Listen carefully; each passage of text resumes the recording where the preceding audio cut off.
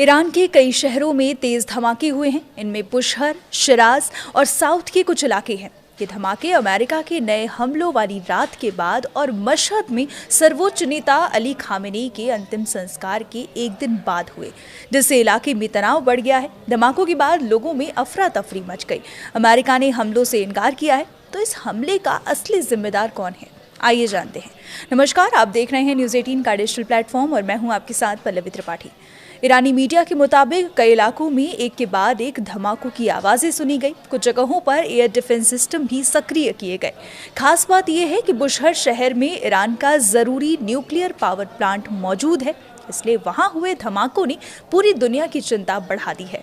हालांकि अभी तक ये साफ नहीं है कि किसी न्यूक्लियर पावर प्लांट को नुकसान पहुंचा है या फिर नहीं। इस हमले के बाद अमेरिका ने तुरंत सफाई देते हुए कहा कि उसने ईरान पर कोई नया हमला नहीं किया है। अमेरिकी अधिकारियों का कहना है कि मौजूदा धमाकों में अमेरिकी सेना की कोई भूमिका नहीं है। इससे पहले भी क्षेत्र में बढ़ते तनाव के कारण अमेरिका और ईरान के बीच लगातार आरोप प्रत्यारोप चलते रहे।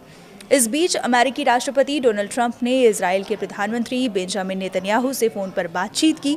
दोनों नेताओं के बीच क्षेत्र की सुरक्षा स्थिति, ईरान से जुड़े हालात और आगे की रणनीति पर चर्चा हुई। हालांकि बातचीत का पूरा ब्यौरा अभी रिवील नहीं किया गया है, लेकिन माना जा रहा है कि दोनों देशों ने मौजूदा हालात पर मिलकर नजर बनाए रखने पर सहमति जताई है।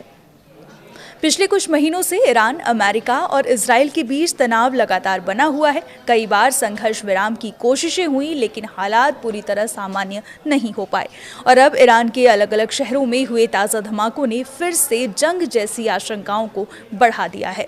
एक्सपर्ट्स का मानना है कि अगर इस तरह की घटनाएं लगातार होती रहीं तो पूरे पश्चिम एशिया की सुरक्षा स्थिति और ज्यादा बिगड़ सकती है।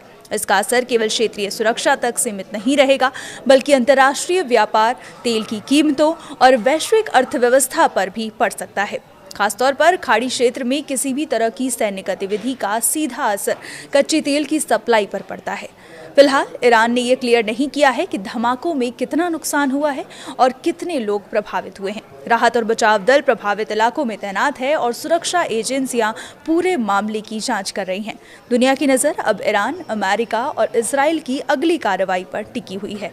अगर आने वाले दिनों में तनाव कम नहीं हुआ तो मध्य पूर्व में हालात और गंभीर हो सकते हैं। फिलहाल सभी पक्ष स्थिति पर नजर बनाए हुए हैं और आगे की आधिकारिक जानकारी का इंतजार किया जा रहा है। आगे की हर अपडेट के लिए बने रहिए हमारे साथ और देखते रहिए न्यूज़ 18।